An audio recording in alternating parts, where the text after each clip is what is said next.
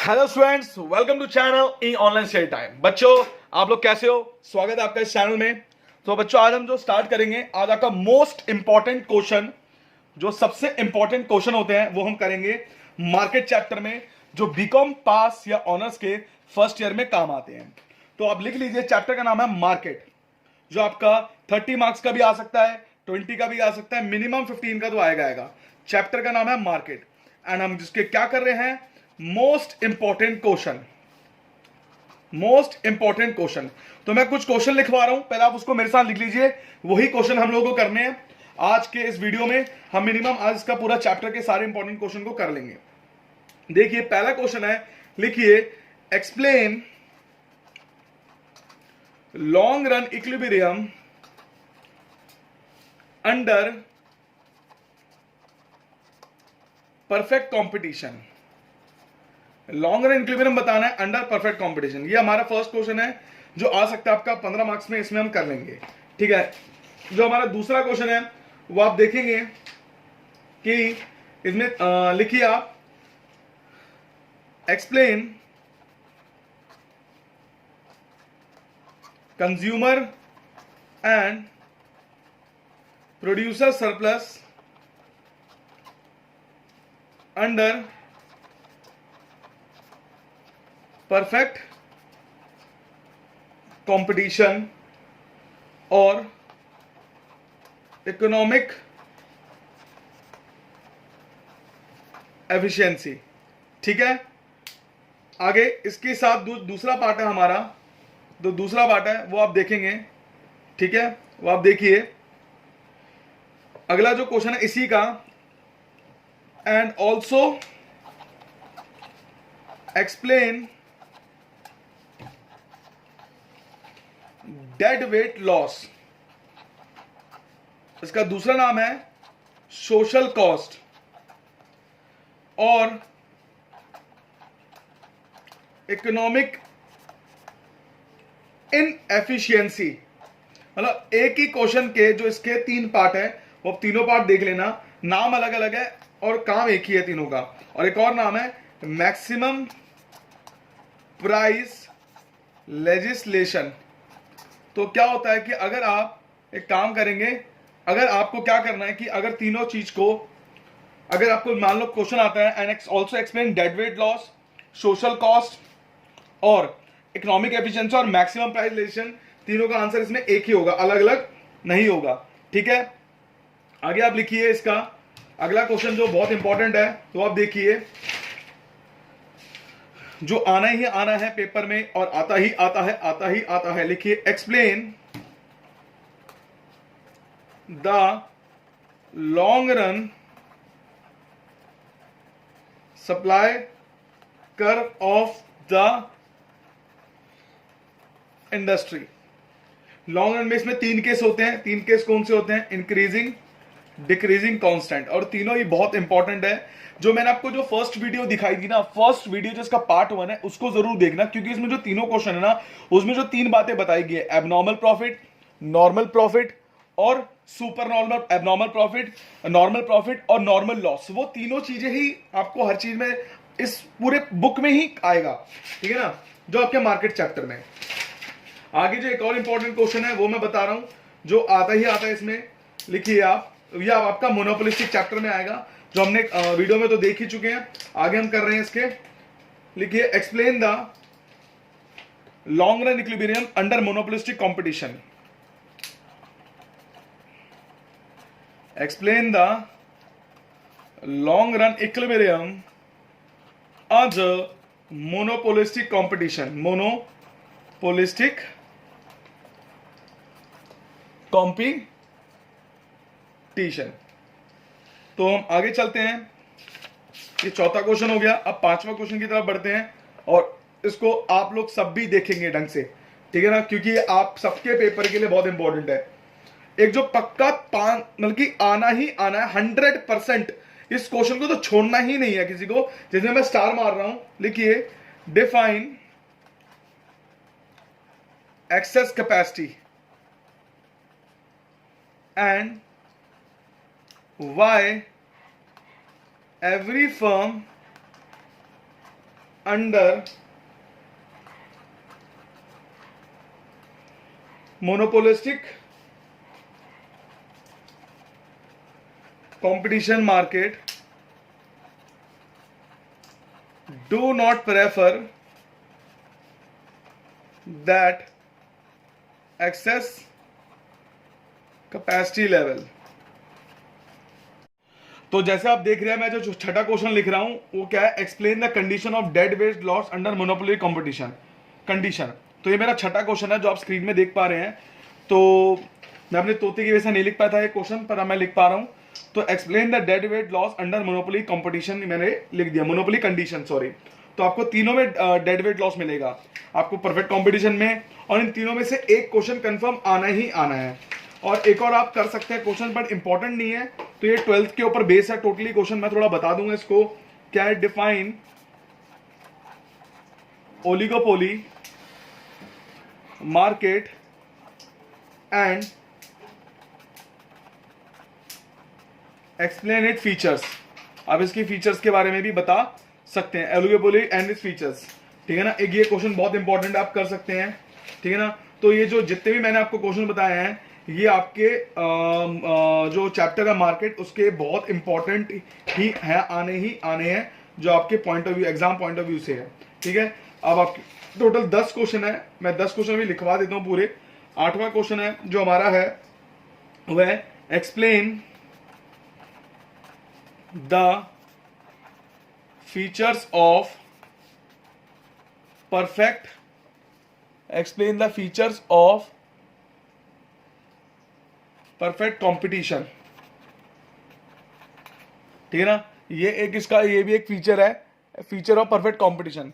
ये भी आपको करना है जो पेपर में आते ही आते हैं, क्योंकि कभी कभी ये 10 मार्क्स का भी आ जाता है, ठीक है। आपका जो 9th क्वेश्चन है ये आपका 12th के ऊपर टोटली बेस्ड है। तो आपको चलो 8 ही क्वेश्चन कर लो, इस 8 में से भी जो आएगा पेपर में कंफर्म आएगा। तो इसमें से कोई दोहराई नहीं कि जो मैं क्वेश्चन दे रहा हूँ वो ना आए, पेपर में आना ही आना इन क्वेश्चन का कोई चारा ही नहीं है, ठीक है ना। तो हम स्टार्ट करते हैं आज के इस क्लास में। ज़्यादा टाइम ना खराब करके मैंने आपको क्वेश्चंस लिखवा दिए, अब मैं सीधा आऊँगा इनके आंसर पे एक एक करके सॉल्यूशंस को करेंगे। जो हमारा पहला क्वेश्चन है, जैसे आप स्क्रीन में देख पा रहे हैं, हमारे पहले क्वेश्चंस को मैं दिखा देता हूँ। एक में मैं यहाँ पर साइड कर देता हूँ, आप देख सकते हैं, मैं एक एक करके दिखाऊंगा आपको। मैं पहला क्वेश्चन कर रहा हूँ, ठीक है। ये देखिए, मैं पहला ये वाला क्वेश्चन कर रहा हूँ, explain the long run equilibrium under perfect competition. मैं इसके बारे में जो वीडियो जो एक्सप्लेनेशन होगी वो मैं डिक्टेट कर दूंगा, इसके डायग्राम्स को प्रॉपर तरीके से मैं बना के दिखा दूंगा। ये वाला पहला क्वेश्चन, जो इंपॉर्टेंट लगेंगे, जो मोस्ट इंपॉर्टेंट है उसमें मैं रेड मार्क करूंगा, जो एवरेज है उनमें मैं ग्रीन मार्क करूंगा। तो ये मोस्ट इंपॉर्टेंट है, इसमें मैंने रेड मार्क कर दिया, ठीक है। तो इसके सोल्यूशन पे आते हैं हम। सबसे पहले हम इसके सोल्यूशन में क्या लिखेंगे वो देखिए, लिखेंगे अंडर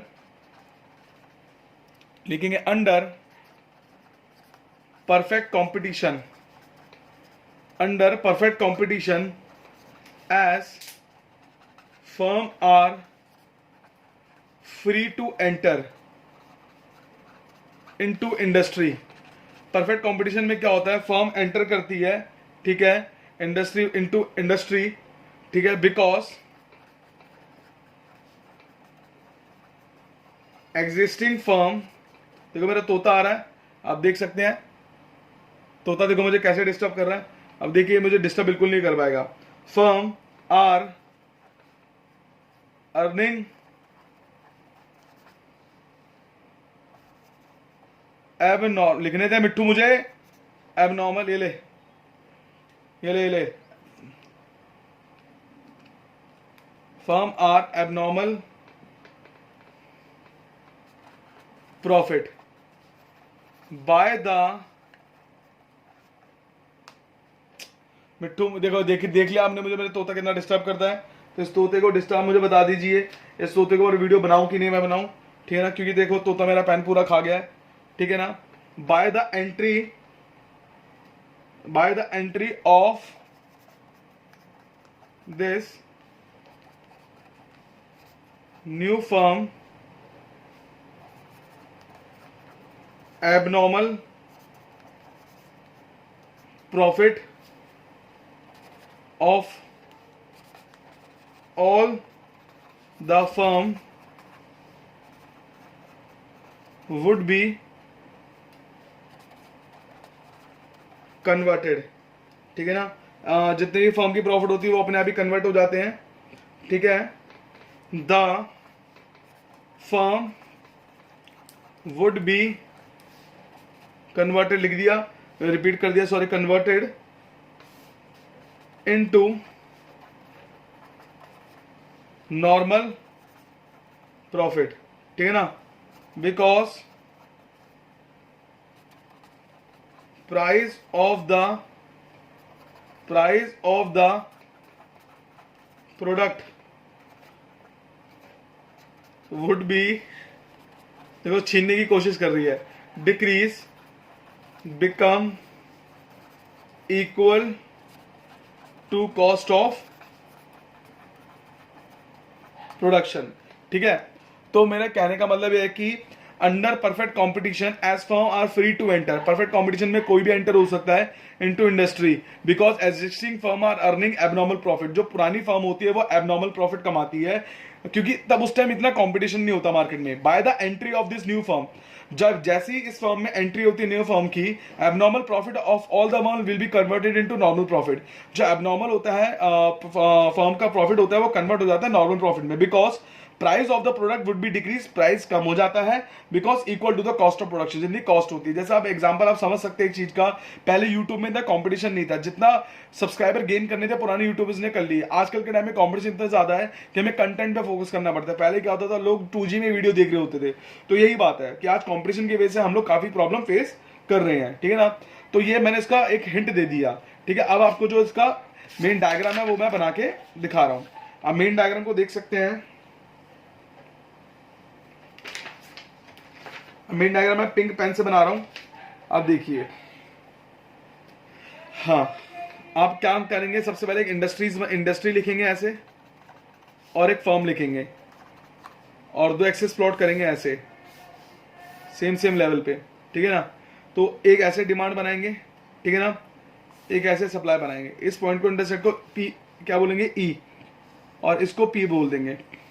ये हमारा पी हो गया, P0, ये मान लो पी हो गया नॉर्मल, और ये क्यू हो गया, ठीक है ना।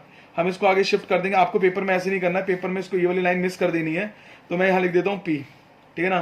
तो मैंने जैसे ही देखा यहाँ पर मैंने शॉर्ट रन बनाया। पहले शॉर्ट रन में होता गया, शॉर्ट रन मार्जिनल कॉस्ट में होता गया। इस पॉइंट पे हमारा आ गया ई, और ये आ गया क्यू, तो ये हमारा प्राइस हो गया। तो शॉर्ट रन एवरेज कॉस्ट जो आया था, मैंने फर्स्ट वीडियो में बनाया था, शॉर्ट रन एवरेज कॉस्ट इससे कट हो रहा है, तो ये मेरा कॉस्ट हो जा रहा है, कॉस्ट। ये सारा मेरा क्या हो गया, एबनॉर्मल प्रॉफिट। तो शॉर्ट रन में जो फर्म होती है, पुरानी फर्म एबनॉर्मल प्रॉफिट कमाती है, जैसे मैंने थ्योरी में बताया था, पहले फर्म एबनॉर्मल प्रॉफिट कमाती है। जैसी क्या होता है, न्यू फर्म एंटर होती है, न्यू फर्म एंटर हो रही है तो सप्लाई बढ़ रही है, ऑब्वियस ही बात है, सप्लाई बढ़ रही है। सप्लाई का बढ़ने का राइट वर्ड शिफ्ट हो गया, S1 पे शिफ्ट हो गया, तो मेरा इस पॉइंट पे आ गया ये। जैसे न्यू फर्म एंटर हो रही है तो क्या हो रहा है, प्राइस मेरा P1 डिक्रीज हो रहा है, प्राइस डिक्रीज हो रहा है, तो क्या हो रहा है, मेरा आगे ये शिफ्ट हो गया। तो इस पॉइंट में मेरा जो long run marginal cost curve है वो क्या हो जाएगा, प्रॉफिट कन्वर्ट हो गया नॉर्मल प्रॉफिट में बदल जाएगा, क्वांटिटी मेरी बढ़ी। तो मतलब हो क्या रहा है बेसिकली, तो हो ये रहा है कि हमारा जो प्रॉफिट है वो सुपर नॉर्मल से किसमें बदल जाएगा, हमारा नॉर्मल प्रॉफिट में। तो यही बात मैंने आपको थ्योरी में बताई थी, यही चीज मैंने डायग्राम में बना के दिखा दिया है। इसमें हमारा एबनॉर्मल प्रॉफिट हो रहा है, जैसे ही वो हमारा सप्लाई बढ़ रही है, प्राइस मेरा कम हो रहा है, तो हमारा जो प्रॉफिट हो रहा है वो नॉर्मल प्रॉफिट में कन्वर्ट टोटली हो जा रहा है, ठीक है। आगे हम देखते हैं। ये देखो मिट्टू ने मेरे पेन को क्या कर दिया, देखो बिल्कुल खा चुकी है, मैं कुछ कर नहीं सकता, मेरे हाथ से पेन छीन रही है। आपने जैसे भी वीडियो में देखा है, ये मुझे बिल्कुल पढ़ाने देती है, हर वीडियो में ऐसे तंग करती है। इसको मैं पिंजरे में इसलिए बंद नहीं करता क्योंकि मेरी जान है, ठीक है ना। तो हम आगे देखते हैं। देखिए अब मैं ब्लू पेन से लिख रहा हूं, व्हेन न्यू फर्म, जब पुरानी फर्म क्या होती है, एंटर इन द इंडस्ट्री, जब पुरानी फर्म इंडस्ट्री में एंटर करती है, व्हेन सप्लाई ऑफ प्रोडक्ट, जो सप्लाई ऑफ प्रोडक्ट होता है वो क्या होता है, would increase. When new firm enter in the industry, जब न्यू फर्म एंटर करती है हमारी इंडस्ट्री में, व्हेन सप्लाई ऑफ प्रोडक्ट, जो सप्लाई ऑफ प्रोडक्ट की क्या होती है, वुड इंक्रीज होती है, सही बात है। एंड दैट्स वाई सप्लाई क्यों एंटर होती है, क्योंकि आज हमारी वीडियोस, कितनी सारी वीडियोस बनती है, पहले कम बनती थी, तो सप्लाई बढ़ गई ना हमारी। That's why the price to be determined by the industry decreases, जिसकी वजह से प्राइस क्या होता है, डिक्रीज हुआ है। डिक्रीज क्या हो रहा है, ओपी से OP1 में हो रहा है, डिक्रीज हो रहा है। OP2 OP1 में डिक्रीज हो रहा है, जैसे आप देख पा रहे हैं, ठीक है ना। OP से OP1 में डिक्रीज हो रहा है, ठीक है ना। That's why at this price, that's why at this price क्या हो रहा है, at this price, at this new price, sorry, at this new price क्या हो रहा है, इज द लॉन्ग रन, क्या हो रहा है, ये लॉन्ग रन हो रहा है। तो LAR, जो हमारा LAR है, ये जो हमारी लाइन है LAR की लाइन है, LAR हो गया हमारा, या LAR भी हो गया, ठीक है ना। LAR है बिकम किसके इक्वल हो रहा है, टू LAC। मान लो ये जो LAR है ये इसके में इक्वल हो रहा है, ठीक है। उससे क्या हो रहा है, eight OQ1 unit, OQ1 unit यहां से यहां तक में इक्वल में हो रहा है, OQ1 यूनिट में of output, at point E1, at point E where all the firm, सारी फर्म क्या कमा रही है, would earn only normal profit, सारी फर्म क्या कमा रही है, नॉर्मल प्रॉफिट कमा रही है। यही बात है। अब मैं एक और एग्जांपल दे सकता हूं। मान लो एक बंदा है, एक राहुल नाम का बंदा है। राहुल की एक अकेली दुकान थी समोसे की। समोसे वो 10 रुपए का एक 20 का एक समोसा देता था, बहुत तगड़ी चटनी बनाता था। उसके देखा देखी क्या हो रहा है, एक पिंकी ने दुकान खोल ली समोसे की। तो लोग वहां पर क्या हुए, समोसा जितना मर्जी अच्छे बनाता था, लोग वहां पर क्या होते थे, जितना मर्जी मेहनत करता था वहां से, वो इतनी मेहनत करके बनाता था, पर लोग क्या करते थे, उसके पास आते थे तो भीड़ के कारण वो उस पर इतना ध्यान नहीं दे पाते थे। अब जैसे आप देख रहे हो मेरा तोता कितना डिस्टर्बिंग एलिमेंट है, आप देख सकते हो, वो ध्यान नहीं दे पाते थे, ठीक है ना।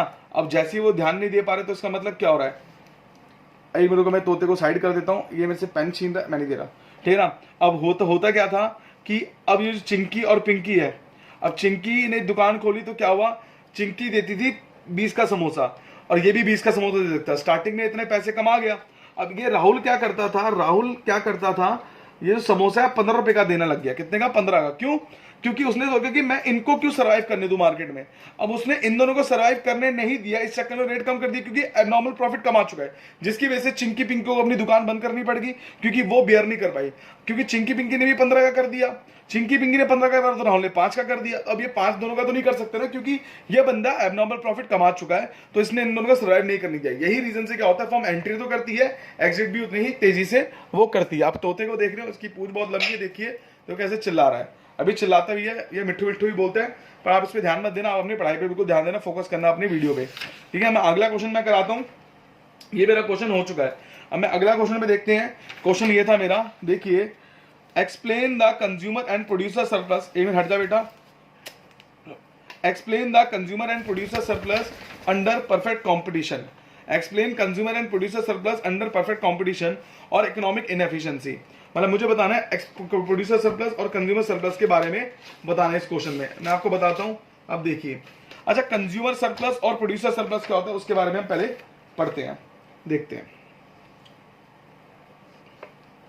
क्वेश्चन लिखिए मेरे साथ, कंज्यूमर सरप्लस होता क्या है, लिखिए।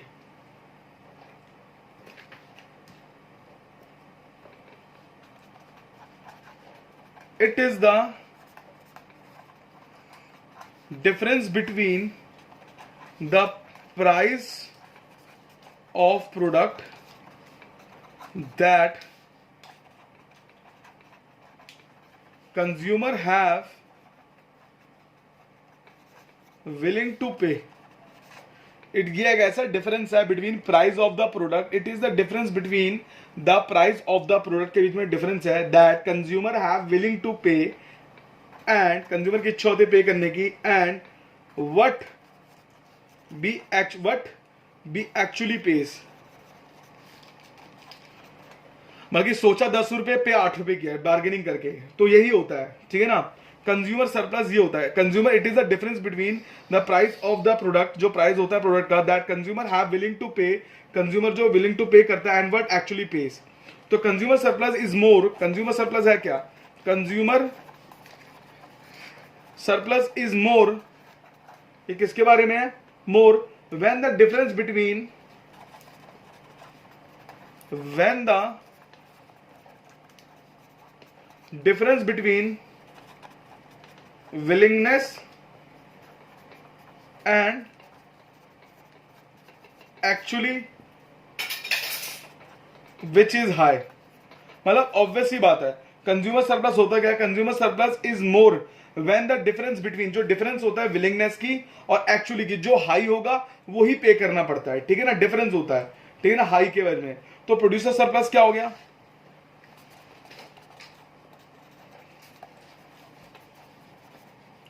प्रोड्यूसर सरप्लस क्या हो गया? इट इज द, ये देखिए यही डिस्टर्ब की वीडियो में यही डिस्टर्ब कर रही है आपको बार बार। ये क्या हो गया? इट इज द, देखो बहुत शर्माती है, कपड़े नहीं पहनती ना इसीलिए। It is the difference between the price at which goods are to be sold and cost to be sold. जो ये डिफरेंस बिटवीन प्राइस है at which goods are to be sold, जिसमें बेचे जाते हैं, and cost to be sold, जिसमें खरीदे जाते हैं, suffered for the production, production के लिए जो सफर्ड होते हैं, for the production of that product, उस पर्टिकुलर प्रोडक्ट के लिए, of that product is called producer surplus. कोई डाउट है आपको? तो प्रोड्यूसर सरप्लस क्या है? It is the difference between which goods are to be sold, goods are to be sold, ठीक है ना, डिफरेंस बिटवीन क्या होता है? जो goods are to be sold and the cost to be sold, जिस कॉस्ट में बेचा जाता है, ठीक है ना, for the production of that product, उस प्रोडक्शन के प्रोडक्ट के लिए, ठीक है। समझ आया आपको? कोई डाउट है आपको? तो इसका डायग्राम मैं बना के दिखा देता हूं। डायग्राम बहुत ही आसान है, डायग्राम में कोई दिक्कत नहीं है। आप देखिए,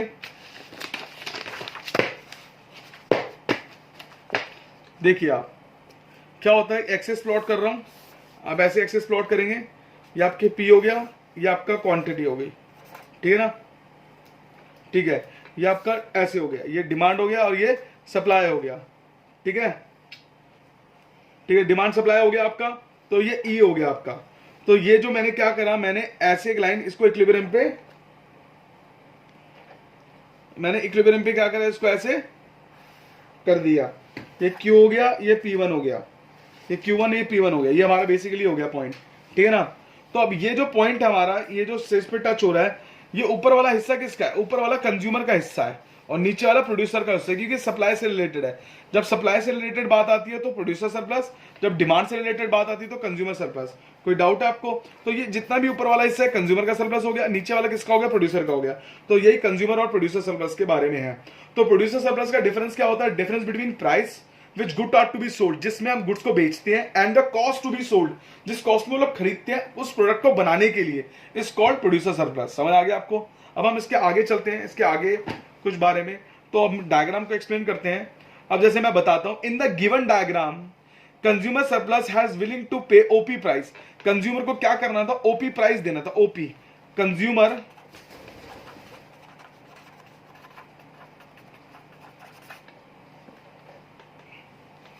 willing to pay OP price, ठीक है ना, बट ही एक्चुअली, वो क्या करता है, ही एक्चुअली पेज OP1। उसको बेचना क्या था? OP प्राइस, तो उसने बेचा क्या? OP पे, ठीक है ना। तो इतने का फायदा हो गया ना उसे।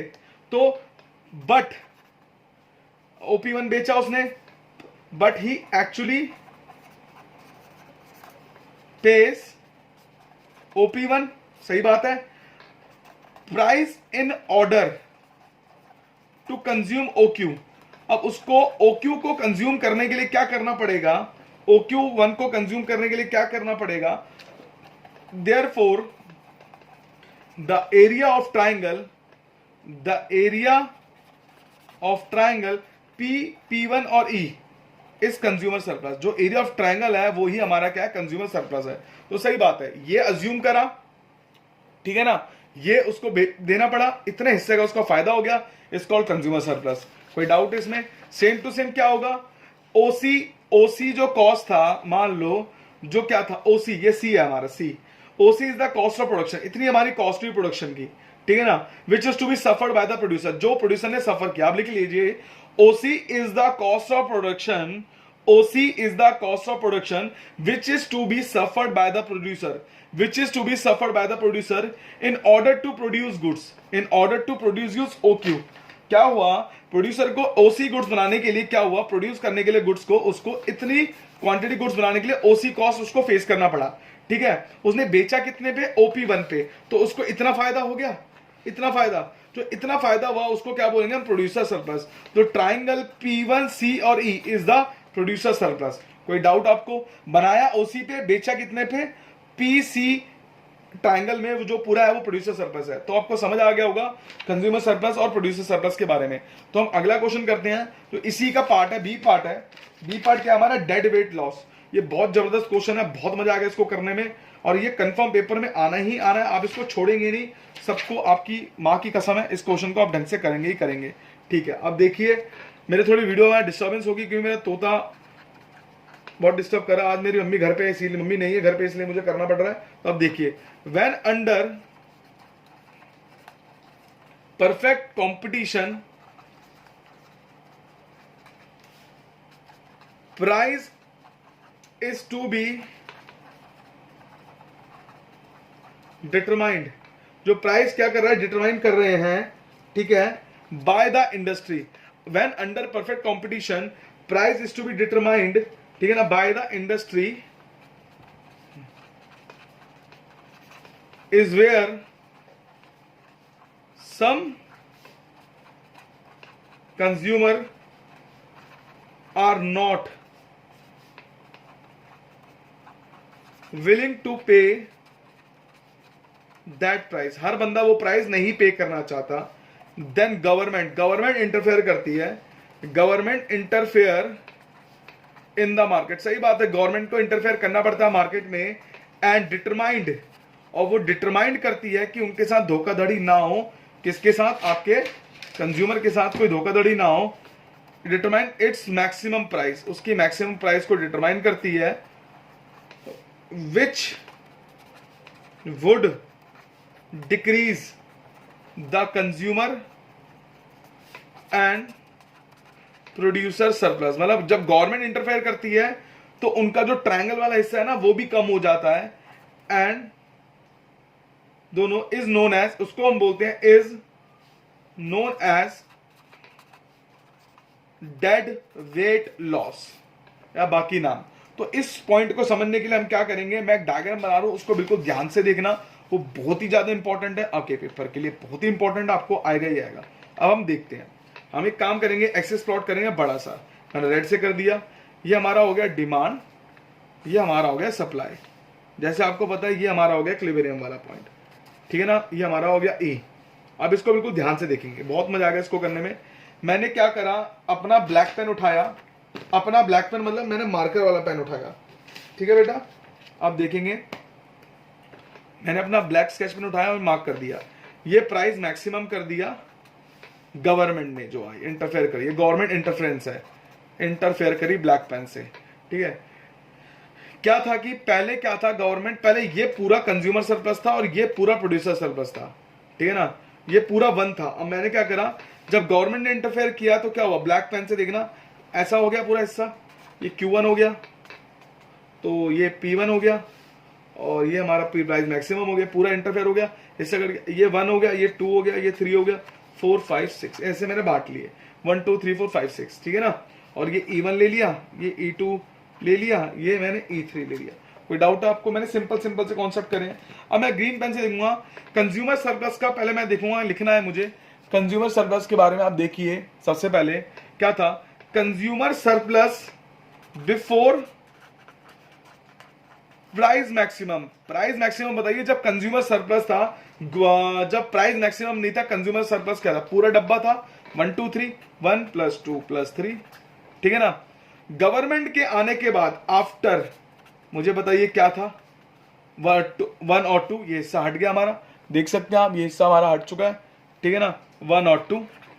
अब देखिए change in consumer surplus, change in consumer surplus क्या था, 1 + 2 - 1 + 2 + 3, तो क्या बच गया -3, कोई डाउट है आपको? ठीक है, अब आप देखेंगे producer surplus before price maximum. जब प्राइस मैक्सिमम था, प्रोड्यूसर का सरप्लस क्या था? 456, कॉमन सेंस की बात है, 456 पूरा डब्बा था। जैसे ही प्रोड्यूसर सरप्लस आफ्टर क्या हुआ, क्या हुआ आपका? तो ये 4 और 6 हो गया, 4 और 6 हो गया। तो चेंज क्या हुआ प्रोड्यूसर सरप्लस में? 4 और 6, 4, 5 और 6 ब्रैकेट में डालेंगे तो प्लस ही हो जाएगा, एक ही बात है। तो ये कैंसिल हो गया इससे, तो -5 बचा। तो हमारा डेड वेट लॉस क्या हो गया? तो डेड वेट लॉस हमारा क्या हो गया? Change in producer surplus plus change in consumer surplus, -5 plus -3, तो क्या हो गया? -5 और -3। तो ये कौन सा हिस्सा हो गया?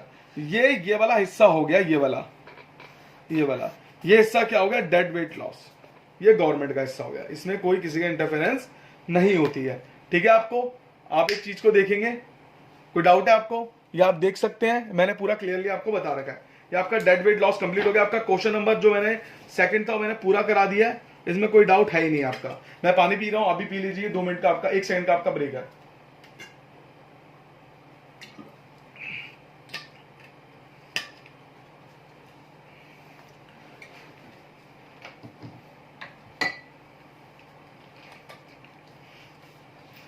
ये देखिए, आपको जादू दिखा दो बच्चों, ये देखिए फिर से तोता आ गया। अब मैं उसको नीचे कर रहा हूं, ये किताबों में भी चढ़ा पड़ा है मेरी,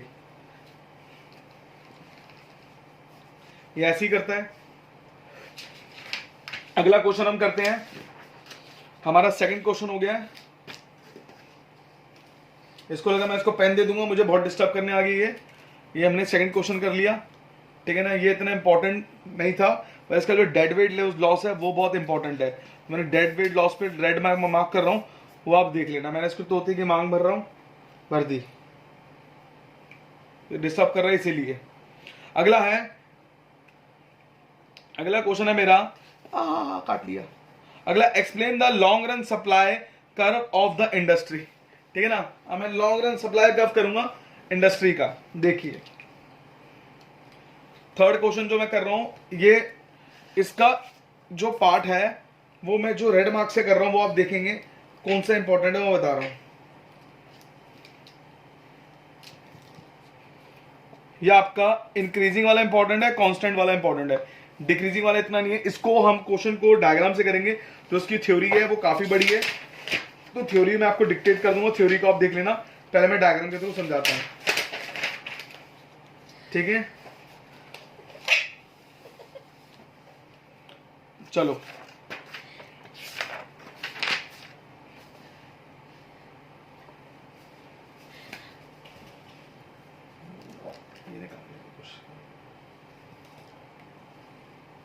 ठीक है, देखिए लिखेंगे कांस्टेंट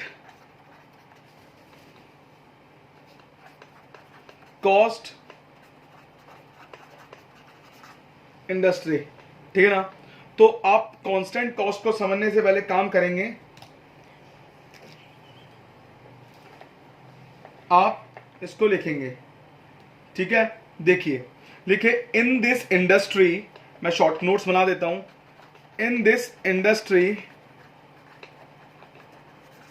ठीक है, when supply of the product increase, supply क्या होती है प्रोडक्ट की, क्या होती है, इंक्रीज होती है जैसे ही, but as compare to its demand, as compare to demand, ठीक है, ऑल्सो इंक्रीज, वो भी क्या होती है, ऑल्सो इंक्रीज, ठीक है। कोई doubt? With equal ratio, with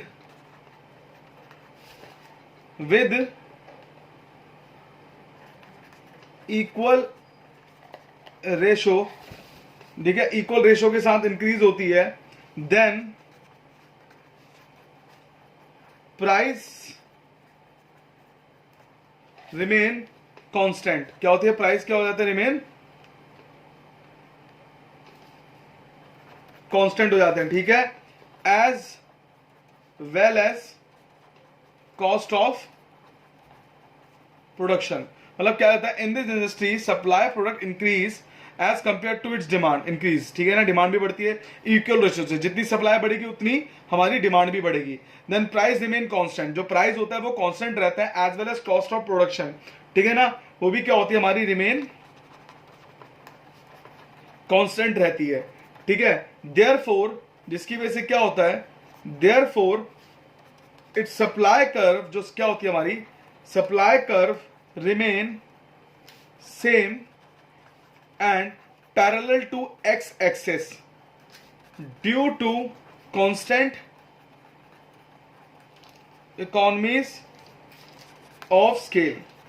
तो आप देख सकते हैं एक चीज कि आपका इसमें क्या था कि आपका क्या था इसमें, मैंने आपको बता दिया कि जो कांस्टेंट में क्या होता है, जितना हम डिमांड बढ़ाएंगे उतनी रेशियो से हमें सप्लाई भी बढ़ानी पड़ेगी, जिसकी वजह से क्या होगा आपका, जिसकी वजह से क्या होगा आपका, जिसकी वजह से क्या होगा, सप्लाई का रिमेन कांस्टेंट रहेगा, सप्लाई का रिमेन कांस्टेंट रहेगा एंड पैरेलल रहेगा एक्सेस के, क्योंकि हमें इकोनॉमीज ऑफ स्केल को फॉलो करना है। अब इकोनॉमीज ऑफ स्केल क्या होती है वो मैं बता दूंगा आपको जब मैं आगे फर्दर पढ़ाऊंगा, ठीक है। आप इसको देख सकते हैं, मैं डायग्राम पे फोकस करूँ, आप डायग्राम देखेंगे और इसकी थ्योरी को लिखने की कोशिश करेंगे अपने आप से, कि जितना आप खुद बना के लिखेंगे उतना आपके लिए बेटर रहेगा। फिर भी मैं आपको इसके नोट्स दे दिया करूंगा। मैंने डिमांड बनाया और सप्लाई बनाया, ठीक है, और मैंने ये बनाया इसका प्राइस, ये क्वांटिटी होगी और ये मेरा प्राइस हो गया। जितना मैंने इसको आगे शिफ्ट कर दिया ऐसे, पेपर में आप इस वाले हिस्से को गायब कर देंगे, बाकी सब सेम रहेगा। ये पी हो गया। मैंने शॉर्ट रन बनाया, शॉर्ट रन मार्जिनल कॉस्ट। देखो नॉर्मल प्रॉफिट नहीं था, शॉर्ट रन में क्या होता है हमारा एबनॉर्मल प्रॉफिट होता है। तो मैंने क्या बनाया, इसको यहां से कट करा, मैंने शॉर्ट रन एवरेज कॉस्ट को मिलाया, तो यह मैंने यहां पर देखा, तो ये मेरा क्या हो गया सी, ये मेरा एबनॉर्मल प्रॉफिट हो गया। कोई डाउट है आपको, ई हो गया, सॉरी ये, ठीक है ना, ये E1 हो गया। तो शॉर्ट रन में हमारा एवरेज कॉस्ट हो गया, ठीक है। अब मैं रेड पेन से करूंगा, जितना मैं डिमांड को बढ़ा रहा हूं उतना ही सप्लाई को बढ़ाऊंगा। तो सेम टू सेम कांस्टेंट है, तो यही मेरा मार्क कर देंगे। कांस्टेंट में गैप बिल्कुल सेम रहेगा डिमांड और सप्लाई का, और हमारा ये बिल्कुल कर्व भी सेम रहेगा, इसी पॉइंट पे कट होना चाहिए, ठीक है। गैप सेम, मैं लिख देता हूं, गैप बिल्कुल सेम रहेगा। तो अब हमारा क्या हो गया, ये लॉन्ग रन का कर्व हो गया। मैं long run marginal cost curve हो गया, और इसमें हम नॉर्मल प्रॉफिट कमा रहे हैं। सेम ही डायग्राम है, एक बार हम सुपर नॉर्मल कमा रहे हैं, एक बार हम नॉर्मल कमा रहे हैं। तो इस पॉइंट में क्या रहेगा, ये हमारा Q1 रहेगा, एक में Q एक में Q1, ठीक है ना।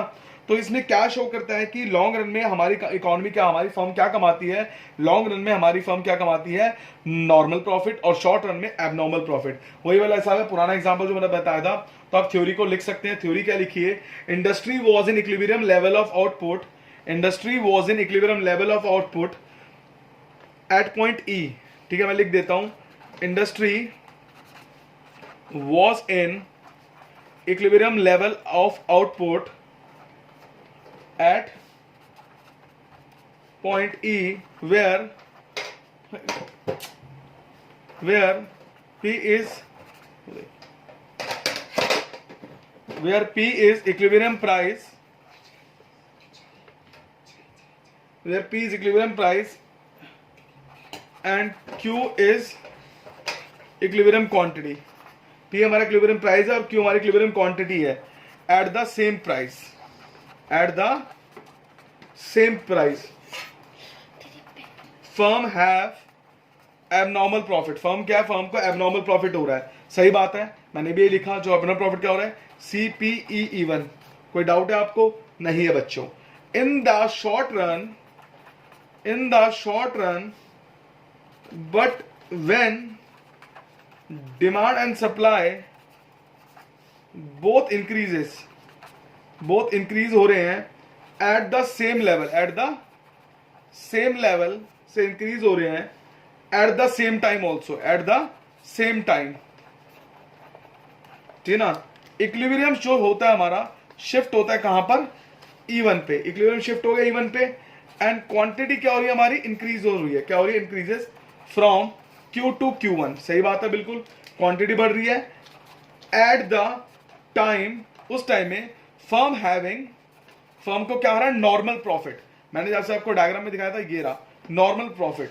फर्म हैविंग नॉर्मल प्रॉफिट, क्यों, due to long run reason, due to long run की वजह से, बिकॉज लिख लीजिए आप आगे, long run, due to long run reason, lot of competition in the market, जिसकी वजह से लॉट ऑफ कंपटीशन आया।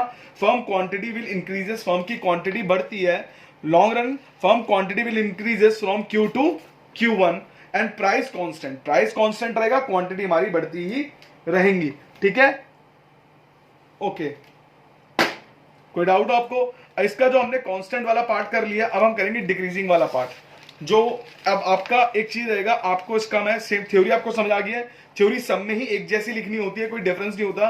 अब आपको मैं इंक्रीजिंग का डायग्राम बना के दिखाऊंगा, इंक्रीजिंग में डायग्राम बना के दिखाऊंगा, उसमें क्या होगा, पहले मैं उससे पहले आपको कांस्टेंट करवा देता हूँ, डिक्रीजिंग करवा देता हूँ, वो आप देख लीजिए, ठीक है। देखिए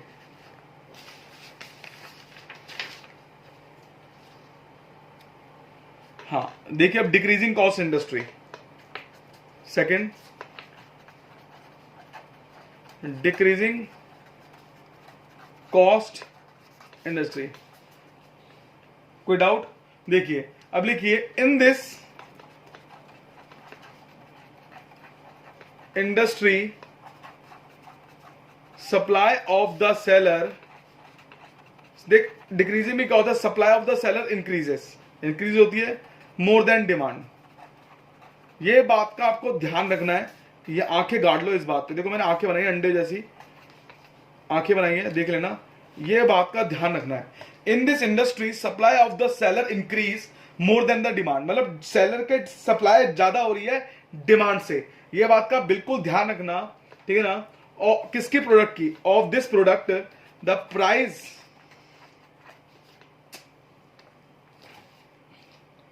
the price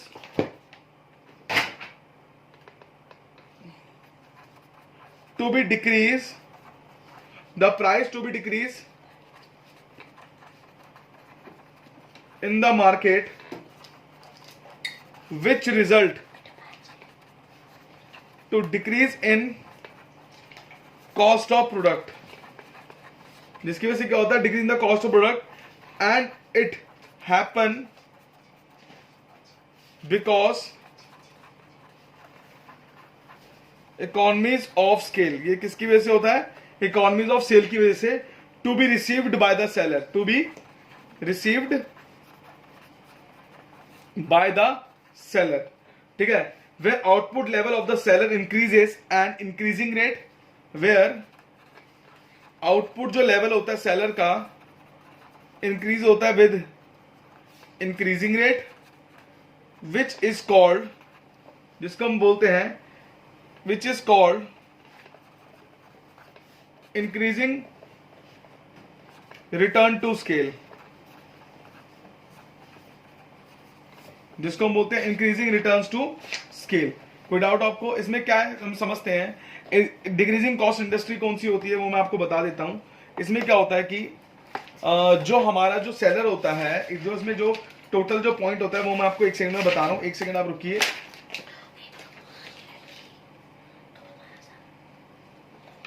हाँ, इसमें क्या होता है आपको मैं बता देता हूं आपको कि इन दिस इंडस्ट्री जो सप्लाई होती है सेलर की, वो डिमांड, सप्लाई ज्यादा होती है, डिमांड कब होती है। तो डिक्रीजिंग में ध्यान रखना, इंक्रीजिंग में क्या होगा, इसका उल्टा होगा, इंक्रीजिंग में इसका उल्टा होगा। इन this industry supply the seller increase, the seller decrease more than the demand, ठीक है ना। सेलर क्या होता है इसमें, डिक्रीज होते हैं मोर देन द डिमांड, मतलब डिमांड ज्यादा होता है, सेलर कम होते हैं, सप्लाई कम होती है। The price to be decrease in the market, इसमें प्राइस डिक्रीज होते हैं, इंक्रीजिंग में प्राइस इंक्रीज होंगे, ठीक है ना। Which result to increase in the cost of product, उसमें decrease in the cost of product, उसमें कॉस्ट ऑफ प्रोडक्ट बढ़ जाते हैं, फिर डिमांड को ज्यादा ही होती है। And it happen because economies of scale to be received by the seller, economies of scale receive by the seller होती है, ठीक है ना। Where output seller increases with increasing rate and which is called increasing returns to sale, इसको increasing returns to scale बोलते हैं। और मैं डायग्राम में आपको बना के दिखा देता हूं इंक्रीजिंग रिटर्न्स टू सेल का एग्जांपल, ये आप देखिए मैं आप कैसे बनाता हूं। जैसे मैंने दो एक्सेस प्लॉट कर लिए, आपने एक डिमांड बना लिया और एक सप्लाई बना लिया, ये आपने ऐसे कर लिया कर्व को, ये क्यू हो गया, ये आपका पी हो गया। अब आगे बिल्कुल शिफ्ट करके ले गए, आप देखेंगे इसमें दोनों ही लॉन्ग रन होते हैं, इसमें शॉर्ट रन का कोई रोल ही नहीं होता है, तो इसमें दोनों में नॉर्मल प्रॉफिट कमाया जाएगा। देखिए आप कैसे, जो आपने कमाया इसमें आपने नॉर्मल प्रॉफिट कमाया, long run marginal cost, long run average cost, इसमें आपने ये कमा लिया क्यू। अब उसमें देखेंगे जैसे ही क्या होता है, हमारी जो सप्लाई ज्यादा हो रही है और डिमांड हमारी कम से बढ़ रही है, तो ये नीचे कर्व में कट हो गया। अब यहां पर देखेंगे ये P1 हो गया मेरा, ये Q1 हो गया। मैंने जैसे ही बढ़ाया आगे तो आप देख सकते हैं मेरा अब जो होगा डॉटेड पे डायग्राम बनाऊंगा, LNC Q1 LAC। तो क्या हो रहा है, दोनों ही में क्या हो रहा है हमारा, दोनों में ही हमारा नॉर्मल प्रॉफिट है। इसमें डिक्रीजिंग में क्या होता है, पहले भी हम नॉर्मल प्रॉफिट कमाते थे, बाद में नॉर्मल प्रॉफिट कमा, इसमें ज्यादा इतना प्रॉफिट नहीं होता है। यही मैंने आपको समझाने की कोशिश कर रहा हूं इसमें। तो आपका एक चीज रहेगा, इंक्रीजिंग वाले में क्या होगा, इंक्रीजिंग वाले में मैं यहीं पर ही इंक्रीजिंग बना देता हूं। इंक्रीजिंग वाले में कुछ नहीं है, थ्योरी बिल्कुल सेम रहेगी, कुछ चेंजेस नहीं है। इंक्रीजिंग वाले में आप क्या करेंगे, ये आपका डिमांड, ये आपका सप्लाई, आपने क्या करा, इसको बना लिया Q और P, ठीक है ना। ये मैंने ऐसे आपको कर लिया, लॉन्ग रन हो गया। LNC ये आपका मैंने बना दिया LAC, हो गया आपका, ये E पॉइंट हो गया, ठीक है ना। तो क्या लिखेंगे, according to this figure demand and supply intersect at point T where P is the equilibrium price and Q is the equilibrium quantity and in the firm the long run marginal cost intersect at point T with the long run average cost curve where LAC is equal to LAR, ये मैंने बना लिया, where the firm is getting a normal profit, ठीक है ना।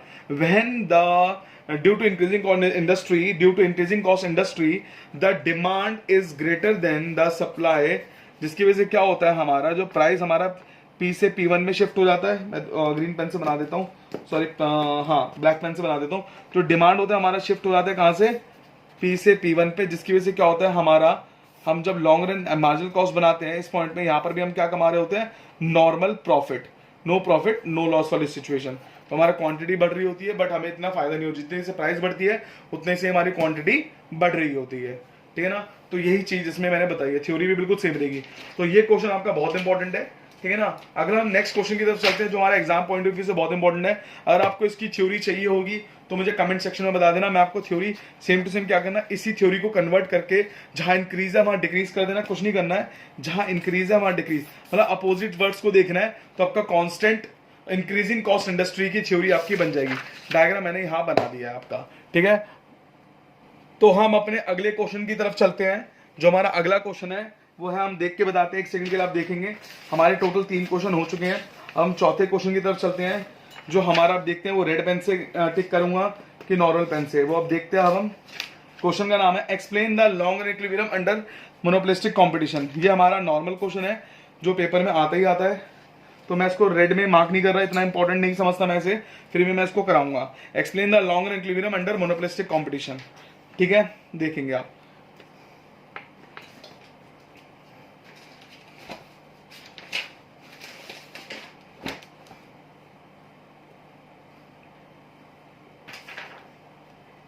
देखिए आप इसको,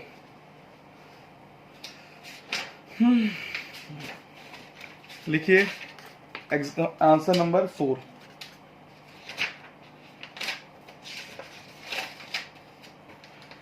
पहले आप डायग्राम को देखते हैं। सबसे पहले इस डायग्राम को स्केल से बनाऊंगा जिससे आपको एक बारे में समझ आ जाए। मैंने आप एक एक्सेस प्लॉट करेंगे इस तरीके से स्केल से, मेरे साथ साथ करेंगे जिससे आपकी गलती ना हो, ठीक है। ये हो गया क्वांटिटी, ये हो गया मेरा प्राइस, ठीक है ना। सबसे पहले क्या करेंगे, एक LAR MR बनाएंगे। सबसे पहला आपका काम यही होना चाहिए। सबसे पहले क्या करेंगे, एक L आपको बनाएंगे AR और एक MR आपने बना लिया। जैसे बनाते आपको क्या करेंगे, शॉर्ट टर्म मार्जिनल कॉस्ट का बनाया,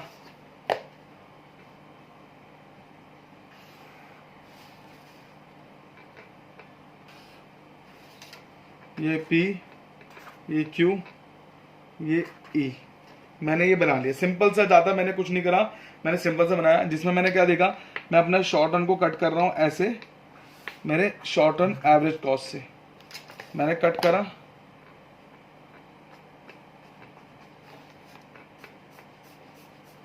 ये मेरा C हो गया, E1 पे हो गया। कोई डाउट है इसको, मैंने इतना सा आपको बना के दिखा दिया।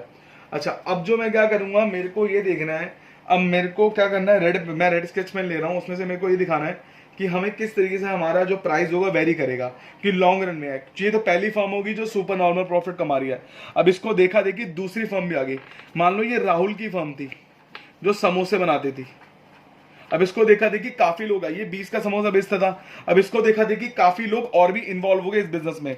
अब जो वो काफी लोग और इन्वॉल्व हो गए तो उन्होंने क्या देखा कि इसमें बहुत प्रॉफिट है, तो उनके आगे सप्लाई बढ़ गई।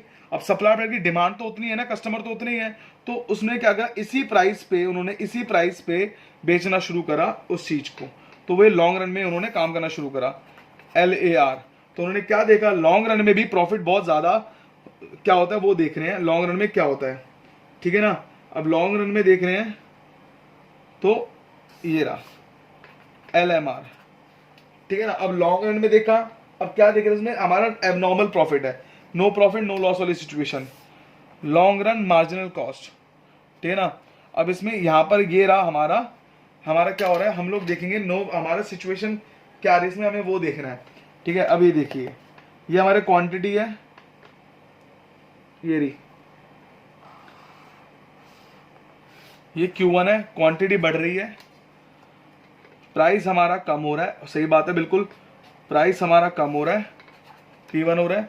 अब यहाँ से हमें क्या करना है, नो प्रॉफिट नो लॉस की सिचुएशन, मैं यहाँ से टच करके जाऊंगा, अब देखो यहाँ से मुझे टच करके, यहाँ से टच मुझे करना है, अब यहाँ से टच करना है मिनिमम पे।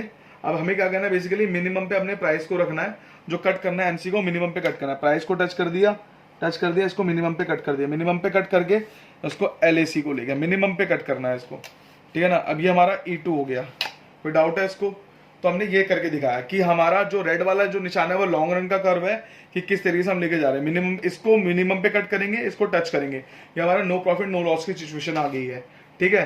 तो हमारा जो फोर्थ क्वेश्चन, ये डायग्राम है इसका, बहुत ईजी है, कोई कॉम्प्लिकेशन नहीं है, दिखने में कॉम्प्लिकेट लगता है पर है बहुत ईजी। तो अब क्या करेंगे, इसकी थ्योरी लिखने के लिए आप क्या करेंगे, सबसे पहले लिखेंगे इन द लॉन्ग रन, जो मेन जो नॉर्मल थ्योरी वो मैं आपको डिक्टेट कर रहा हूं, जो असली वाली थ्योरी वो मैं लिख के दिखा दूंगा। लिखिए, in the long run new firm enter in the market, new firm enter in the monopolistic market. In the long run, new firm will enter in the monopolistic market because existing firm are earning abnormal profit. Because existing firm are earning abnormal profit. Therefore, these new firm will capture the demand. Therefore, these new firm will capture the demand of existing seller. सही बात है। अब राहुल का कुछ customer ये red वाला बंदा ले लेगा, ठीक है, capture the demand of existing seller, therefore price will reduce, जिसकी वजह से प्राइस दोनों कम कर देंगे, पहले राहुल कम करेगा फिर ये भी कम करना शुरू करेगा, and all the firm will earn normal profit. सही बात है, normal profit कमाएंगी।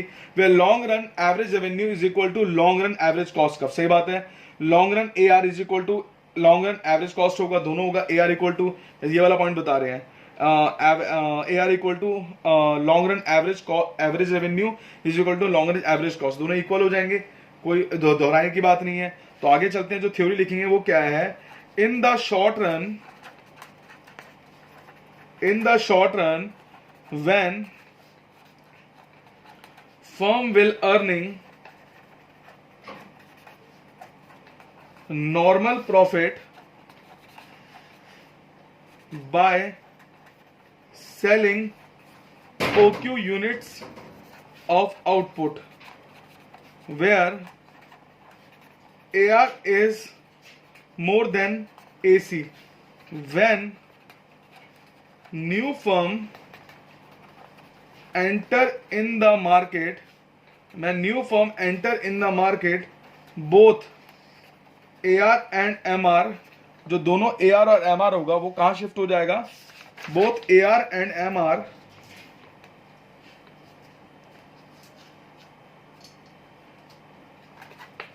shift downwards, where long run marginal cost intersect long run marginal revenue at point E2। सही बात है, at point E2 में दोनों इक्वल पॉइंट हो रहे हैं, आप डायग्राम में देख सकते हैं, where क्वांटिटी इंक्रीजेस, जहां क्वांटिटी क्या हो रही है मेरी, इंक्रीज हो रही है, ठीक है, क्वांटिटी तो बढ़ रही है थोड़ी से, but at that level of output, उस लेवल ऑफ आउटपुट पे क्या हो रहा है, LAR is equal to LAC, therefore जिसकी वजह से क्या हो रहा है, all the firm will earn only normal profit. उस टाइम में फर्म क्या कमा रही, खाली नॉर्मल प्रॉफिट। बस इतना ही हमें करना है। सही बात है, जब ऑब्वियस ही बात है, मैं कहने में एक डायग्राम बना दूं, ये अकेला बंदा था, कमा रहा था 20 के समोसे दे रहा है, इसको देखा देखी 3 दुकानें और खुल गई, कस्टमर इसने 20 के देना शुरू करे, अब इसने 10 का कर दिया, तो इनकी दुकान तो बंद हो जाएगी ना, कि ऑब्वियसली कस्टमर तो उतने ही रहेंगे, क्योंकि ये बंदा पहले ही प्रॉफिट कमा चुका है, तो ये बंदा इनको ना टिकने देने के लिए अपना प्रॉफिट यूज कर लेगा, जिससे वो ये टिक ना पाए। तो यही चलता है हमारे मार्केट में भी, हकीकत की मार्केट में भी यही सब चीजें चलती रहती है। ठीक है, अगला हम करते हैं, जो अगला हमारा क्वेश्चन है वो जो बहुत बहुत बहुत ज्यादा इंपॉर्टेंट है, उसको आपको करना ही करना है, क्योंकि ये वो वाला क्वेश्चन मैं रेड से टिक करूंगा ही करूंगा, क्योंकि मुझे वो बहुत इंपॉर्टेंट लगता है, वही ये वाला। ठीक है, वो क्या है देखिए, define access capacity and why every firm under monopolistic competition market do not prefer that access capacity level. तो इस चीज को समझते हैं, ये बहुत अच्छा क्वेश्चन है और बहुत सिंपल है, ये पेपर में आने के चांसेस बहुत ज्यादा होते हैं। इसको समझने के लिए पहले हम डायग्राम को बनाएंगे। डायग्राम को बनाने के लिए क्या करते हैं, सबसे पहले हम चीजों को देखते हैं। ठीक है, अब डायग्राम बनाने की कोशिश करते हैं हम लोग। देखिए आप अब एक चीज को देखिए,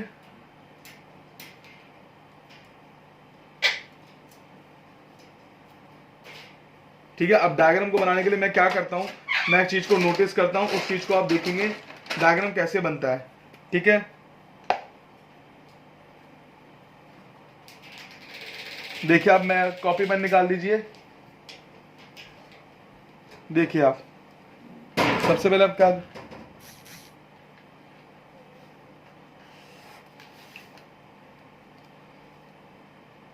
एक्सेस प्लॉट करा आपने, ये आपका क्वांटिटी होगी, ये आपका प्राइस हो गया।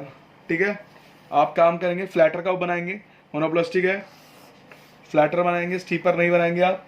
फ्लैटर बनाया मैंने, देखिए आप, मैं दोनों को फ्लैटर बना रहा हूँ, LMR मैंने दोनों बनाया। ठीक है, तो अब मैं लॉन्ग रन मार्जिनल कॉस्ट बनाऊंगा। ठीक है, लॉन्ग रन एक्सेस कैपेसिटी कर रहा हूँ, ये मैंने प्रॉपर डायग्राम बनाया हूँ, कोई गलती नहीं कर रहा डायग्राम में, जिससे आपको दिक्कत ना हो, आप भी आसानी से सुंदर सुंदर डायग्राम बनाएंगे। ये आपका हो गया E1। अब एक्सेस कैपेसिटी क्या बोलता है, एक्सेस कैपेसिटी को समझने के लिए मैं क्या करूंगा, एक डायग्राम बनाऊंगा आपका इस ब्लैक स्केच पेन से। आप लोग भी अलग अलग स्केच पेन यूज कर सकते हैं, पेपर में नहीं, नॉर्मल अपने प्रैक्टिस टाइम पे। आप इसको टच करेंगे, मैं टच करते करते लेकर आ रहा हूं, मैंने मिनिमम पे कट करा और LSC को बनाया।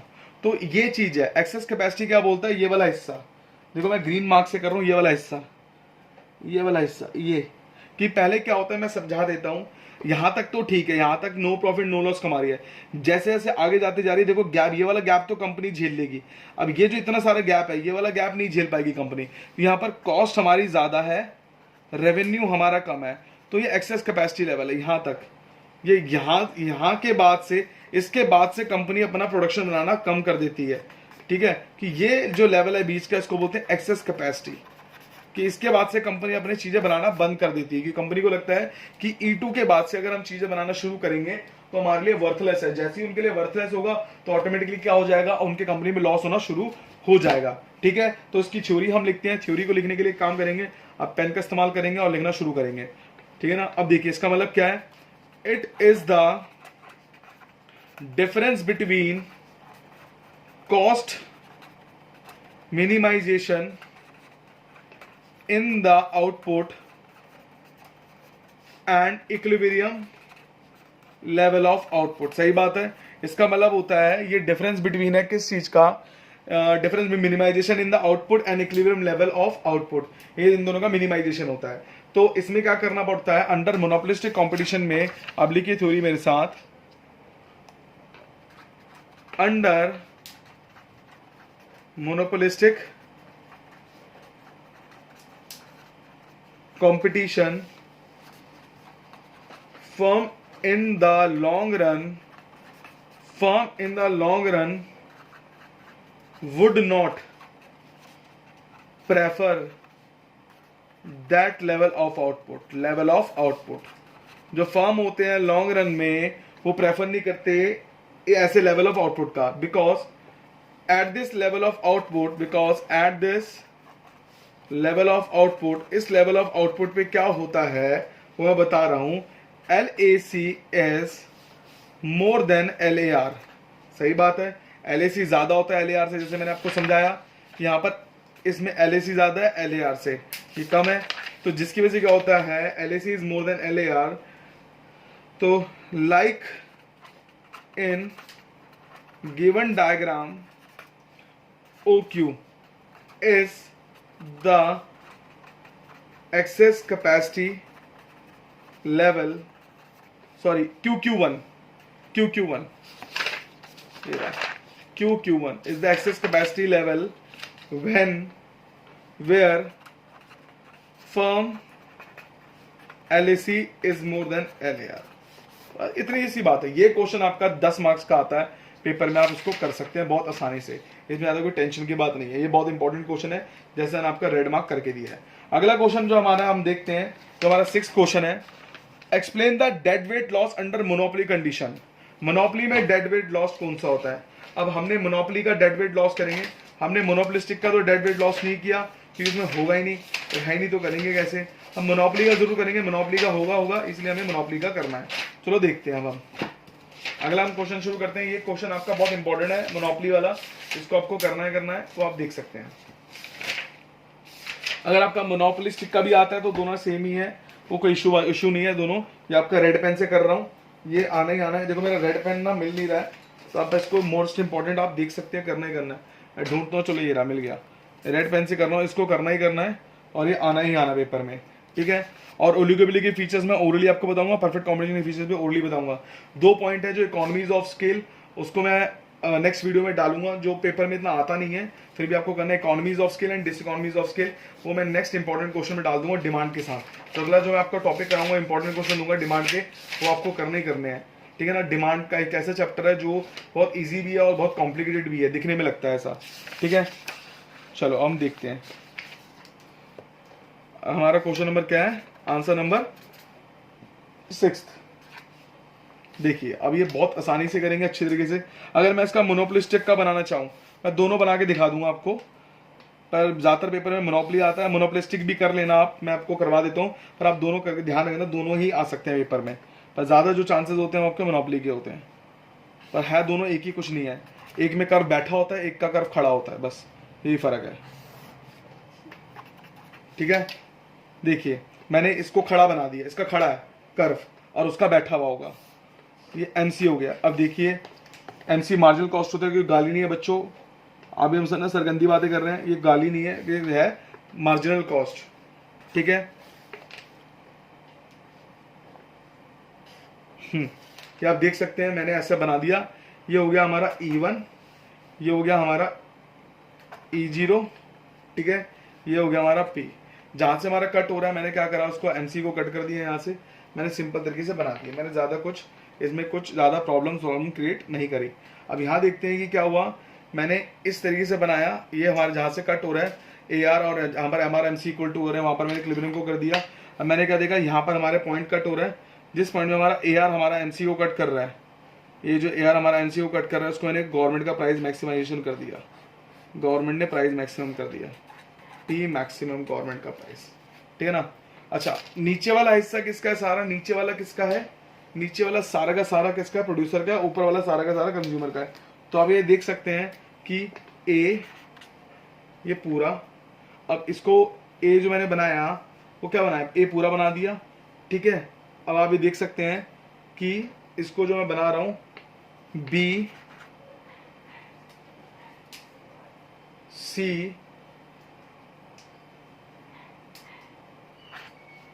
D और F, ये मैंने 2 बना दिए, ठीक है ना। देखिए कैसे, ये वाला हिस्सा नहीं है, ये जो ये C ये वाला है, ये वाला नहीं है। मैं दोबारा से लिख देता हूँ, देखिए A B C, ये भी B है, ये पूरा B है, ये D, ये भी पूरा D है, ये C और F जो रेड वाले से लिखा है, ये दोनों अलग है, ठीक है। ये मैंने अलग से बना दिया। अब आप देखिए, अब मैं पूरी थ्योरी को लिखने की कोशिश करता हूँ। तो अब लिखिए इसमें क्या है हमारा, देखिए सिंपल सी थ्योरी है, डायग्राम मैंने बना दिया। अब लिखेंगे consumer surplus before government interference.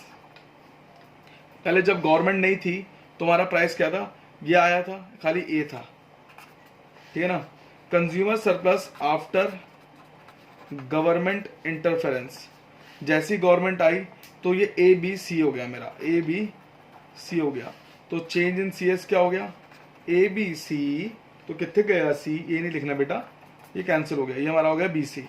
B C गाली नहीं है, बी सी हमारा हिस्सा है, ठीक है ना। अब है producer surplus before government interference, inter लिख रहा हूं मैं। पहले क्या था, जब गवर्नमेंट नहीं थी तो क्या था, ये पूरा हिस्सा था हमारा, बी और डी था हमारा, ठीक है ना, बी और डी। पहले जब ये नहीं था, सिर्फ ये हिस्सा था, तो बी और डी हमारा प्रोड्यूसर का सरप्लस था, ठीक है। Producer surplus after government interference, जैसी गवर्नमेंट आ गई, गवर्नमेंट ने कर दिया तो डी और एफ हो गया हमारा, डी और एफ हो गया। अब डी और एफ क्या हो गया, तो चेंज इन प्रोड्यूसर सरप्लस क्या हो गया, D plus F minus B minus D, इससे कैंसिल, एफ माइनस बी हो गया, एफ माइनस बी हो गया, ठीक है ना। अब क्या हो गया, अब हम क्या करेंगे, ये देखेंगे डेड वेट लॉस क्या है। डेड वेट लॉस क्या होता है, change in producer surplus plus change in consumer surplus हो जाएगा। तो प्रोड्यूसर सरप्लस क्या था, F minus B, consumer surplus क्या था, बी और सी, बी और सी, इससे कैंसिल, एफ और सी। तो एफ और सी वाला हिस्सा, जो एफ और सी वाला हिस्सा है वो ये वाला, एक ये वाला हिस्सा जहां मैं ग्रीन मार्क कर रहा हूं, एफ और सी वाला हिस्सा, ये डेड वेट लॉस है, जो इकोनॉमी के लिए किसी काम का नहीं है। ये इन दोनों की लड़ाई के चक्कर में, प्रोड्यूसर और सरप्लस की लड़ाई के चक्कर में ये हिस्सा गायब हो जाता है। तो यही बात मैं आपको बताने की कोशिश कर रहा था। अगर मान लो मोनोपोली का केस होता, मोनोपोली का केस होता तो बिल्कुल सेम टू सेम होता, जो डायग्राम होता वो ऐसे हो जाता फ्लैटर, और A to Z same to same बनता, ए टू जेड। ये देखिए मैं यहां से ऐसे कर देता, मतलब कोई डिफरेंस नहीं है, दोनों सेम टू सेम है, एक का कप फ्लैटर होगा, एक का कप स्टीपर होगा बस। तो आप दोनों को कर सकते हैं, दोनों की थ्योरी सेम है, ठीक है ना। ये वाला हिस्सा पूरा सेम है, तो इसके बाद में लिखा रहा हूं मोनोपोली का, वो थोड़ा में डिफरेंस है, तो मैं ब्रैकेट छोड़ दूंगा, वो आप देख लेना, ठीक है ना। ये बिल्कुल सेम है, consumer surplus before government interference, ये पूरा सेम टू सेम है, ठीक है ना। तो अब आप देखते हैं इसकी थ्योरी में लिखता हूं। थ्योरी देखिए कैसे लिख रहा हूं मैं, देखिए अंडर मोनोपोली, ब्रैकेट में वो मोनोपोलिस्टिक के लिए छोड़ रहा हूं मैं, ठीक है। Under monopoly market where price is to be charged by the seller is too high, तो उसमें क्या हो जाएगा, इज टू हाई नहीं होता, ओनली हाई होता है, ठीक है। Where consumer and producer are getting, where producer and consumer getting some surplus, दोनों में बिल्कुल सेम है, जहां मैं गैप छोड़ूंगा वहीं देखना है, surplus, but surplus of producer is more than consumer, यहां पर भी कोई चेंज नहीं करना। Therefore government interfere in the market, government interfere करती है मार्केट में, एंड डिटरमाइन, और डिटरमाइन करती है इट्स मैक्सिमम प्राइस, उसकी मैक्सिमम प्राइस को डिटरमाइन करती है, ठीक है, which result to be dead weight loss, simple. तो दो ही चेंज करना है, बाकी सब कुछ सेम है। तो क्या थ्योरी लिखनी है, आप खुद समझदार है, मैं आपको समझदारी बुलाऊंगा कि आप खुद इतने समझदार, आप देख सकते हैं कि कोई इतना चेंजेस नहीं है, ठीक है। कोई डाउट है आपको, कोई डाउट नहीं होना चाहिए। तो हमारा अगला क्वेश्चन है वो हमारा है डिफाइन ओलिगोपोली, देख सकते हैं आपको, मैं इस पे रेड मार्क नहीं लगाऊंगा, पिंक मार्क लगाऊंगा, ठीक है ना, इतना इंपॉर्टेंट नहीं है, तो आप 12th की क्लास में भी देख सकते हैं इसको। ओलिगोपोली कैसी सिचुएशन है, it is a market situation where few large, मैं बता रहा हूं सुनिए इसको, एक ऐसी सिचुएशन है, मैं आपको कुछ पॉइंट्स बता देता हूं इसके, तो आप लिख सकते हैं, ये सिचुएशन है जहां पर फ्यू लार्ज फर्म होती है, फ्यू लार्ज फर्म, और सेलर क्या होते हैं, सेलर भी फ्यू होते हैं, सेलर भी कम होते हैं, और फ्यू लार्ज फर्म होती है, सेलर भी होते हैं, but large number of buyer होते हैं, बायर बहुत ज्यादा हो गया, ब्रांड कॉन्शियस बहुत लोग होते हैं, ठीक है ना। इसमें दोनों प्रोडक्ट बिकते हैं, कौन से, होमोजीनियस भी बिकता है और डिफरेंशिएटेड प्रोडक्ट भी बिकते हैं, दोनों के दोनों।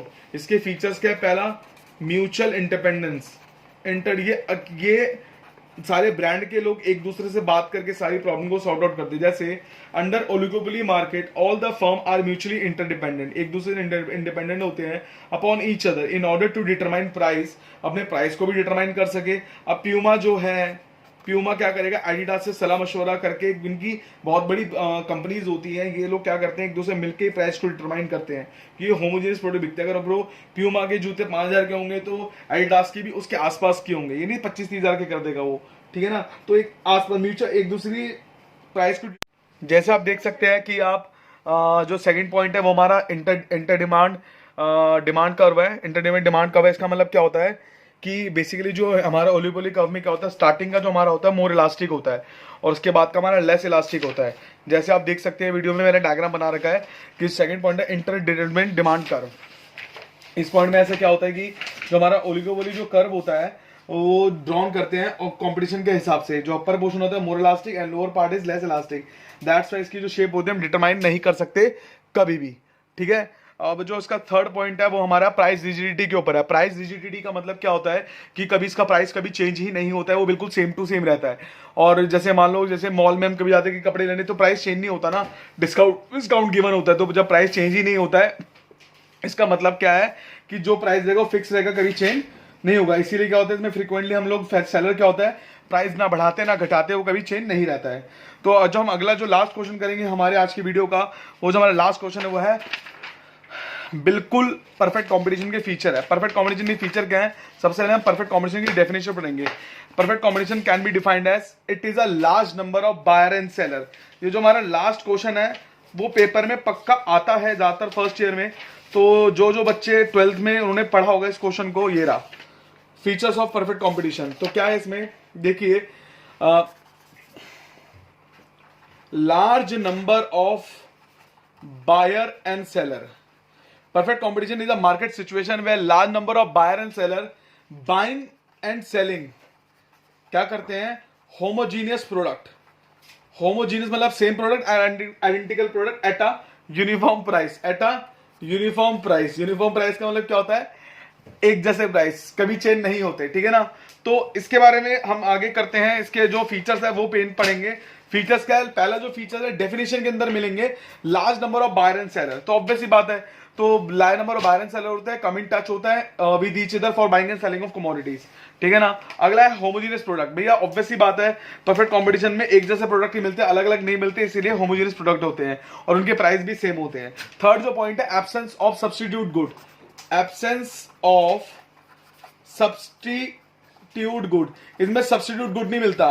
अब मान लो मंडी में गए, किसी मंडी में आलू लेने गए, ये वाला आलू 2 रेडी आलू बेच रहे हैं, तो इन दोनों आलू में फर्क क्या होगा, भैया आलू ही तो लेने जा रहे हैं ना, आलू के बदले हम गोभी खा के थोड़ी बोलेंगे, गोभी खा के बोल रहे हैं वाह क्या मजा आ गया आलू खाकर।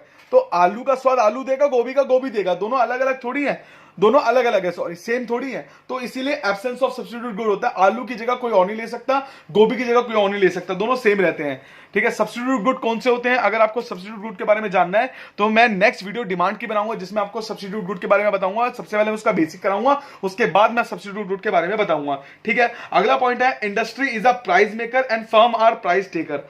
ये पॉइंट के बारे में आपको डीप में बताऊंगा, आप लिख लीजिए, industry is a price maker and firm is a price taker. देखिए industry is price maker and firm is price taker. इसका मतलब क्या है वो मैं बताता हूं, बहुत इंपॉर्टेंट है इसका मतलब। देखिए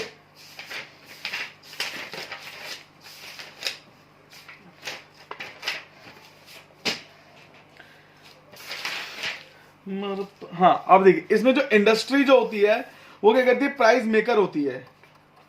इंडस्ट्री जो प्राइस डिसाइड कर देगी वो होगा ही होगा, और फर्म को क्या करना पड़ेगा, उस प्राइस को चुपचाप लेना पड़ेगा, ठीक है ना। फर्म इसमें जो प्राइस फर्म को जो प्राइस बनाएगी उस प्राइस में उनको लेना पड़ेगा, उस प्राइस को वो चेंज नहीं कर सकते हैं, उस प्राइस को बदल नहीं सकते। इसीलिए क्या होता है परफेक्ट कंपटीशन में इंडस्ट्री क्या करती है, प्राइस मेक करती है और फर्म चुपचाप ले लेती है। फर्म होते से मान लो ये मैन्युफैक्चरिंग इंडस्ट्री है, इन्होंने दिए 20 रुपए में, तो फर्म को इतने में लेना पड़ेगा, फर्म बार्गेनिंग नहीं कर सकती है, ठीक है ना। तो ये हिसाब होता है, industry is a price taker and firm is a price maker. एक और पॉइंट है एब्सेंस ऑफ सेलिंग कॉस्ट। इसमें सेलिंग कॉस्ट एब्सेंस होता है क्योंकि सारा, इसीलिए प्राइस मेकर होती है क्योंकि सारा खर्चा, एब्सेंस ऑफ सेलिंग कॉस्ट, जो सारा खर्चा होता है, एब्सेंस ऑफ सेलिंग कॉस्ट का मतलब क्या होता है, जो सारा जो खर्चा होता है वो इंडस्ट्री देती है। कौन कौन सा खर्चा होता है, एडवर्टीजमेंट एक्सपेंस और बाकी सारे एक्सपेंस कौन देती है, सारा वो कौन देती है, सारा का सारा इंडस्ट्री देती है। In order to increase their sale, जैसे वो सेल्स को बढ़ाए, therefore number of seller have to pay extra money on this expense. Extra money क्या होते हैं? आप कटरीना कैफ को देख लो, उसने क्या करती है, बोलती है स्लाइस की 2 बूंद मैं पी रही हूं, ऐसे बोलती है वो। अब वो स्लाइस की बोतल जैसी ही पीती है, कटरीना कैफ को 2 करोड़ रुपए देने पड़ गए। अब 2 करोड़ की जो कॉस्ट होती है वो सारी स्लाइस की बोतलों में बढ़ जाती है। जहां बोतल में 15 रुपए की मिलेगी वो 17 रुपए की मिलेगी। अब 2 रुपए का जो प्राइस बढ़ गया वो एडवर्टीजमेंट कॉस्ट बढ़ गया, वो पे किसको करना पड़ता है? एड एंड कंज्यूमर ही पे करते हैं, इसीलिए एब्सेंस ऑफ सेलिंग कॉस्ट होता है इसमें। ठीक है, तो बच्चों आपको होप सो समझ आ गया इस वीडियो में। तब तक एक काम करिए, अगर आपको लगता है कि ये वीडियो बहुत अच्छी है तो आप कमेंट सेक्शन में बताइए कि मुझे डिमांड के वीडियो कब तक आपको बना के देनी है। तो मैं आपको डिमांड के बारे में पहले उसके पार्ट 1 बनाऊंगा बेसिक्स, पार्ट 2 बनाऊंगा उसके बीकॉम के लिए, पार्ट 3 उसके न्यूमेरिकल के लिए। 3 पार्ट में पूरे डिमांड को मैं कंप्लीट कर दूंगा। तो आप एक काम करिए, तब तक इस चैनल को सब्सक्राइब करिए, शेयर करिए, बेल आइकन को दबाइए, जिससे मैंने गिव द न्यू वीडियोस तो आपको सारे बारे में पता लगे। तो ये जो चैनल है बेसिकली आपको सारे टॉपिक्स को कवर करेगा। हम 29 अप्रैल को हम अपने न्यू चैनल के बारे में न्यू चैनल खोलने जा रहे हैं, जिसका नाम है बेसिक कक्षा। उस बेसिक कक्षा जो चैनल है उसमें आपको सारी बेसिक्स कराए जाएंगे, लाइफ के बेसिक्स, पढ़ाई के बेसिक्स, कैसे आप ग्रो कर सकते हैं, कैसे आप हर चीज के बेसिक्स। क्योंकि एक जो पेड़ का तना होता है वो क्या करता है, पेड़ की जड़ें जब तक कमजोर रहेंगी ना तो पेड़ हिलता जुलता रहेगा। तो हम जितने भी बच्चे हमारे फ्यूचर ऑफ इंडिया, उनकी जड़ों को मजबूत करने जा रहे हैं। क्योंकि अगर हम जड़ें मजबूत कर देंगे ऑटोमेटिकली हम क्या करेंगे, ग्रो करने लग जाएंगे। तो हमारे जो मोटिव है उस चीज का वो क्या, हमारा बेसिक कक्षा का जो चैनल होगा वो 29 अप्रैल को पहली वीडियो डालूंगा। उस पहली वीडियो में मैं आपको इंट्रो दूंगा इस चैनल के बारे में, नाम है बेसिक कक्षा। ये हमारा चैनल है, तो हम इसको कमिंग सून करने वाले हैं। इसका बैनर आपका 27 को लॉन्च हो जाएगा, कमिंग सून है चैनल। ठीक है, तब तक के लिए काम करिए, बाय बाय, शब बखैर।